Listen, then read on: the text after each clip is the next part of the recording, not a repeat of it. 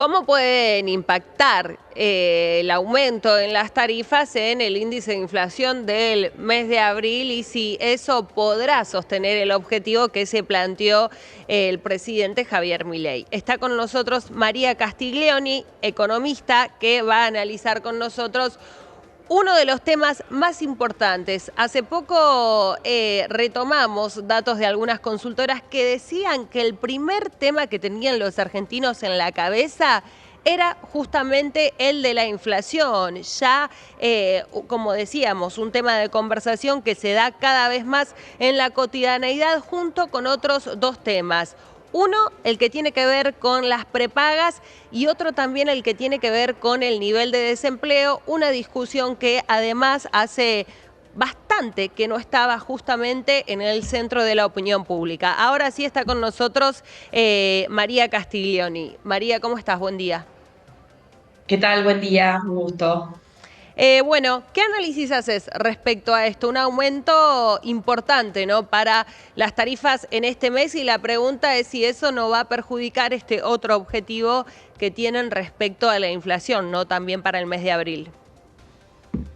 Sí, bueno, cuando uno mira este proceso de inflación, lo que estamos viendo claramente es una desaceleración mes a mes, después de lo que fue la fuerte aceleración en diciembre y te diría en el mes de enero, a pesar de que en estos meses, sobre todo marzo y abril, pero en los meses previos con el tema de las prepagas, están habiendo correcciones muy significativas, lo mismo en el caso del transporte, ¿no? Sobre todo en el área del AMBA. Con lo cual te diría, lo que es muy relevante es la desaceleración que estamos viendo en la inflación núcleo, es decir, sobre todo algunos alimentos y bebidas, pero muchos otros bienes que, a diferencia de lo que está pasando ahora, habían aumentado muy rápido al principio y probablemente pensando en un escenario que no se convalidó o no se concretó, que era un escenario de un tipo de cambio financiero o tipos de cambios financieros que siguieran subiendo y un dólar oficial que no pudiera sostenerse en este crawling peg. Con lo cual, lo que estamos viendo hoy es esto, ¿no? Fuerte, sobre todo semana a semana ya en las últimas semanas, pero sobre todo en el mes de abril estamos viendo una desaceleración marcadísima en la inflación núcleo. De hecho, en CIT, en la consultora, la segunda semana nos dio prácticamente cero de inflación en la segunda semana en todo el IPC, Ujú. en el Gran Buenos Aires, que es lo que relevamos, pero en alimentos nos dio una caída, en alimentos y bebidas nos dio una caída total de 0,04 y cuando uno mira alimentos en particular para consumir en el hogar nos dio una caída de menos 0,8. ¿Qué quiere decir esto? Que están ajustando muy rápidamente en base a este Sí, escenario eh, buena parte de los precios de la economía. En ese contexto, la inflación va a ser más alta que eso que estamos viendo, que es la núcleo probablemente claro. en niveles que serán en torno a 6-7% en el Gran Buenos Aires. Puede que a nivel país sea algo menos, pero que si sumamos justamente las tarifas de gas, en el caso del Gran Buenos Aires, la suba del agua, bueno, esto puede dar una inflación que va a estar más cerca de 10% en el Gran Buenos Aires. El resto del país también tiene un impacto en el gas, pero probablemente esté en un dígito la inflación después de muchos meses de estar muy Retomemos por arriba. Retomemos lo que decías, María, respecto a alimentos, ¿no? Y bebidas no alcohólicas, uno de los rubros que siempre están por encima de la inflación interanual, aún con esta desaceleración, me imagino que lo sigue estando. Con precios que realmente, si hacemos el desagregado de algunos ítems, ya habían aumentado mucho más que la inflación, ¿no? Incluso el doble o el triple, ¿no? Estos precios un poco inéditos que uno ve cuando va a las góndolas y sobre todo también la diferencia de precios en puntos muy cercanos de venta, ¿no? Realmente hay toda una revolución con encontrar el mismo ítem tal vez al doble y el otro a la mitad en 5 cuadras, aún en valores caros. No, no es que porque esté con descuento ese otro ítem de la canasta básica. Sí, acá hay dos cuestiones. Yo te diría, la primera es una característica muy particular o muy habitual en procesos de alta inflación. Empezás a tener dispersiones cada vez más grandes de precios, porque no hay un parámetro y es muy difícil comparar.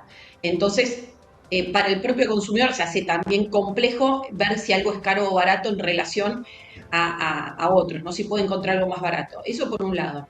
Y por otro lado, toda la presión de la inflación de bienes y de alimentos en particular, que se dio en todo este tiempo pasado, también tiene que ver con la combinación de una economía cerrada, no solo por el cepo cambiario, sino después por las trabas para acceder a insumos, para acceder a importaciones, eh, dificultades en lo que es el proceso financiero, por lo tanto todo eso se terminó trasladando a precios en un contexto, en un modelo económico que lo que hacía era fomentar el consumo, pero un consumo que te diría, un consumo no sano en el sentido de que, digamos, había desincentivo total al ahorro, pocos instrumentos de ahorro para proteger el poder de compra de la gente y por lo tanto el consumo como huida del peso, ¿no? Entonces eso llevó también a que en ese modelito de economía muy cerrada, sostener consumos muy altos a base de que la economía no creciera prácticamente o incluso entró en recesión desde mediados del 2022 y tuviste un pequeño respiro en la época de las elecciones,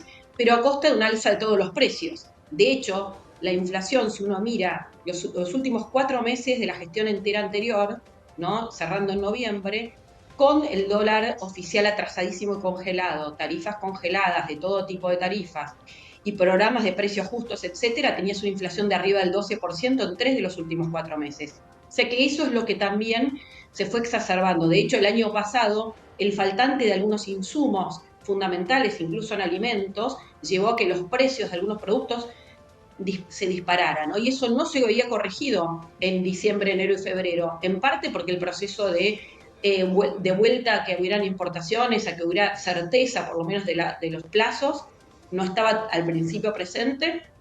Y en segundo término, como te decía antes, que el escenario macroeconómico era muy difícil de pronosticar y muchos no imaginaron este escenario que estamos viendo ahora de un tipo de cambio financiero que se mantengan básicamente en los mismos niveles que había 6 meses atrás, que la brecha se achicara tanto y que sobre todo el gobierno, esa ancla que venía planteando incluso en la campaña electoral, que era volver al equilibrio fiscal como ancla antiinflacionaria para corregir justamente la expansión de los pesos que hubo de una manera, digamos, sistemática pero explosiva el año pasado, digamos, la expectativa era que esto se iba a hacer a lo largo de un Claro. tiempo y no al principio, ¿no? Entonces, todo esto, este escenario que estamos viendo, que ahora se ve más sostenible, incluso las dudas sobre qué iba a pasar con el tipo de cambio oficial, que digamos, desde el primer momento que se presentó el plan económico, la pregunta era cuándo va a corregirse el cloning peg y se va a devaluar, y la verdad es que la mayoría esperaba una devaluación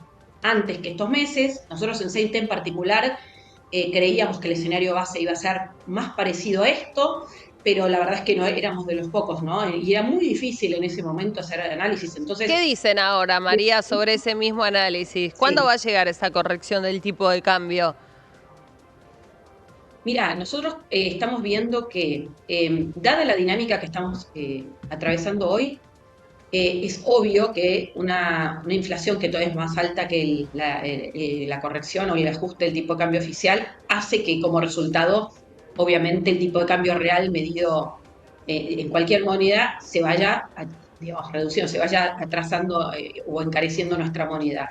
La realidad es que cuando uno mira el mix, por un lado el mix que tienen los exportadores y por otro lado el hecho de que hay un impuesto país más alto, o sea, que implica como una barrera para las importaciones, hace que ese mix todavía no sea una situación complicada para la economía argentina, aunque obviamente si uno lo estira en el tiempo, como sabemos que en el corto plazo la inflación va a estar arriba del 2% mensual, esta situación obviamente se va poniendo cada vez más compleja, pero nosotros creemos que el gobierno no va a apelar a un salto cambiario, digamos.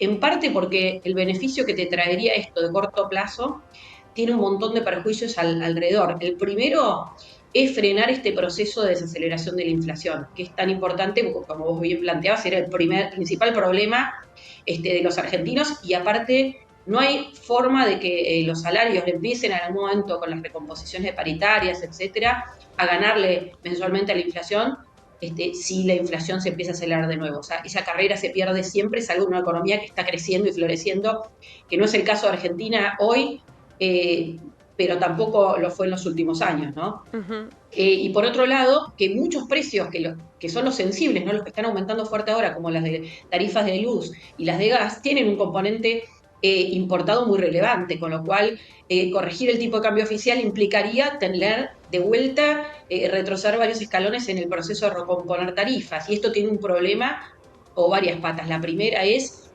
¿qué hacemos? ¿Se vuelve a corregir las tarifas de vuelta después de estos fuertes aumentos de tarifas que son complicados para los consumidores Claro, y para las empresas? ¿O no lo volvemos a corregir y de vuelta fiscalmente hay un problema porque la diferencia la tiene que pagar el gobierno con gasto público? Entonces se pone en riesgo, digamos, el proceso de reducción de los subsidios. Entonces, parece que el gobierno no tiene más incluso para perder que para ganar haciendo esto. Sí vemos que en la medida que se vayan levantando restricciones al cepo cambiario, o sea, no una salida total del cepo instantánea, sino empezar a levantar restricciones, vamos a converger a un tipo de cambio, a un banco central que en la medida que empiece a no necesitar seguir comprando tantas reservas, deje flotar el tipo de cambio y ahí sí ujú, vemos y que de a poquito el tipo de cambio puede empezar a flotar y ahí sí corregirse, ¿no? Pero no lo vemos en el muy corto plazo. O sea, vemos estos meses donde además es la mayor liquidación del sector agropecuario, en un proceso en donde se va a sostener este esquema, con los riesgos que obviamente eso tiene, ¿no? Pero por el momento, incluso en estos días donde hay menos liquidación de exportaciones por cuestiones climáticas, en parte, el Banco Central está logrando todavía comprar reservas, ¿no? bien. Así que me parece que en el corto plazo esta situación se va a mantener. Obviamente pone presión en lo cambiario y el esfuerzo del gobierno, por otro lado, es tratar de reducir algunos costos que no son cambiarios directamente para ayudar al sector privado a poder tener competitividad pese a Ujú, esta apreciación del bien. cambio, ¿no? Por ejemplo, todo lo que tiene que ver con las trabas para acceder al tipo de cambio, ¿no? Se fueron eliminando algunas trabas o burocracia alrededor de los controles de precios, alrededor del acceso a las importaciones, alrededor del proceso habitual que se había ido complejizando muchísimo y que obviamente eso se fue trasladando también a precios Ujú. en los últimos años. María, te agradecemos mucho el contacto y que nos hayas traído tu análisis sobre el tema. Gracias.